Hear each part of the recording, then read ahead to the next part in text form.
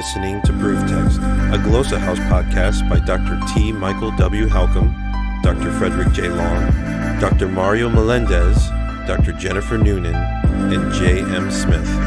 Welcome and enjoy. Hello, I want to welcome you to a GrammarPoint on Proof Text. I'm Fred Long, and we're looking at nouns. And today I'd like to have us look at the third declension, grouping of nouns.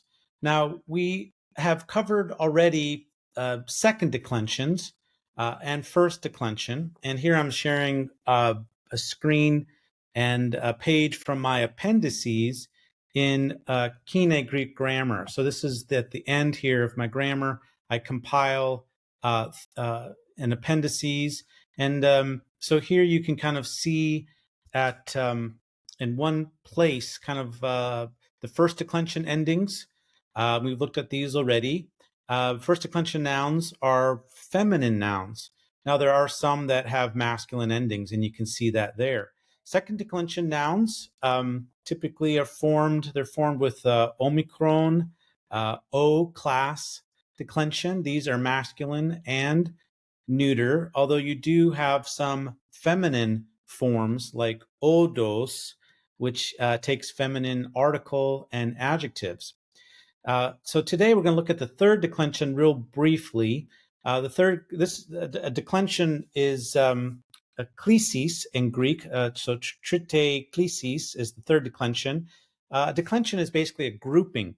And these grammarians, when they're looking at the nouns, they understood them to be some classes to be similar in endings, formation, that kind of thing. And so that's what these declensions are, is a way to organize and to understand the formation.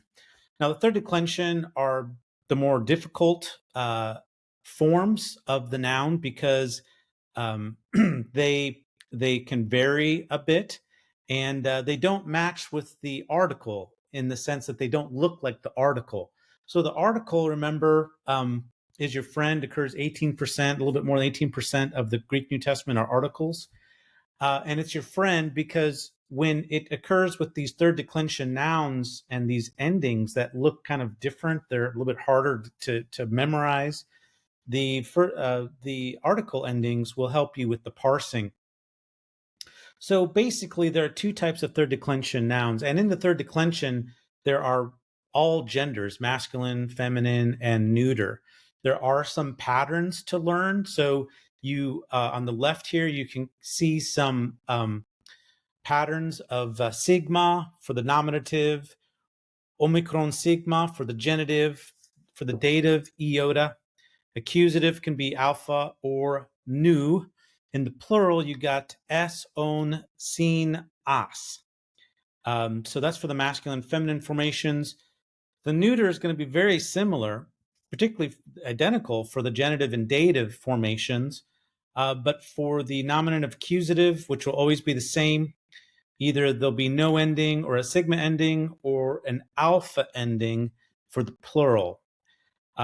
So these endings are then added on to the stem. Now, the tricky thing about the third declension noun is that when you learn the lexical form like aner, which is masculine, you don't really see the true stem yet upon which that ending is going to be added. You have to learn the genitive form. So a lot of times when you look at lexicons, the nominative form will be followed by a comma, and then you'll see a genitive form. And that genitive form is there so that you can see the underlying true stem upon which the endings are added.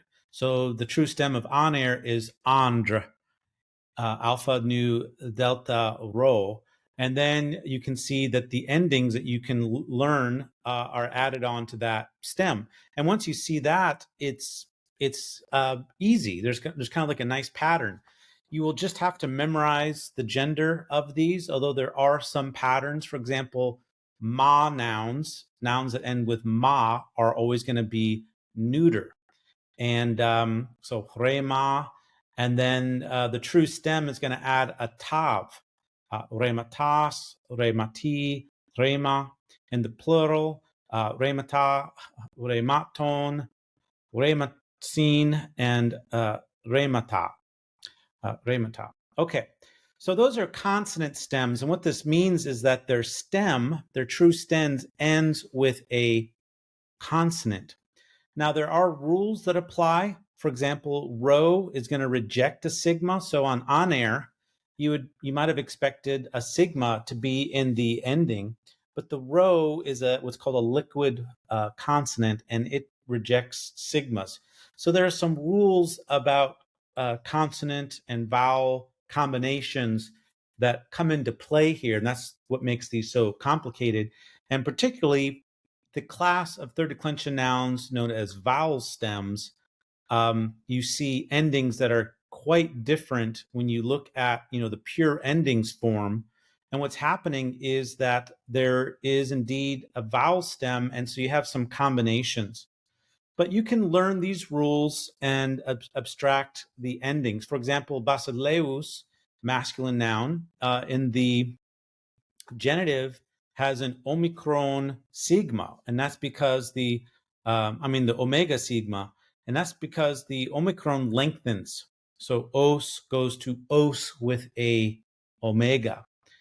But otherwise, you can see that this follows the pattern pretty well, as long as you take into account some of the vowel combinations that occur and these kinds of things. And this is seen particularly with ethnos.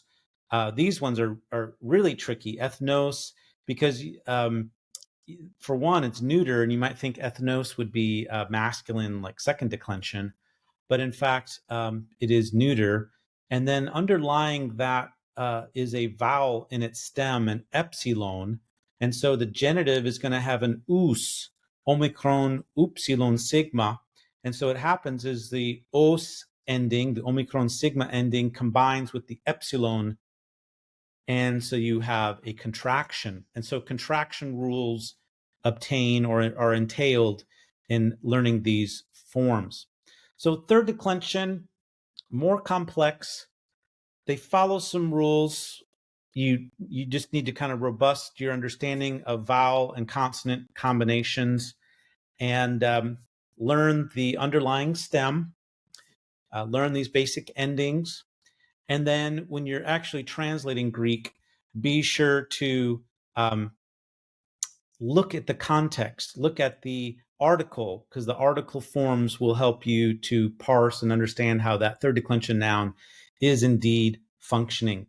Now, the third declension is going to be very helpful because it's found certain adjectives will use third declension endings. And so here's a listing of some third declensions there. Midzon, midzonas, midzonos, midzoni, the word meaning greater. There's also vowel stem adjectives. And these are really tough forms. But once again, you understand the principles of vowel combinations, it'll work out. And then you have the very common occurring adjective of pas, upon, and there are other ones like that which follow a third declension pattern for the masculine and neuter. And then the feminine forms follow the first declension ending. So you have pas, upon. Then in the genitive, you have pantos. There's a nice third declension genitive ending, os. And then it follows the second declension for the feminine, passes. And then the neuter form for the genitive and dative are usually the same as the masculine, pantos. So this is if you want to practice some of these endings and third declension, this would be a good adjective to practice on, because it's very frequently occurring. All right. Well, I just want to hope you're to give you some information about third declension. Hope that helps, and look forward to having you watch and listen next time. Take care. Interested in growing your ancient language skills but not sure where to start? Glossa House can help. From illustrated readers and short stories to lexicons and grammars, Glossa House offers a variety of resources for beginning, intermediate, and experienced ancient language learners. Head to glossahouse.com today. Glossa House, language resources for the global community.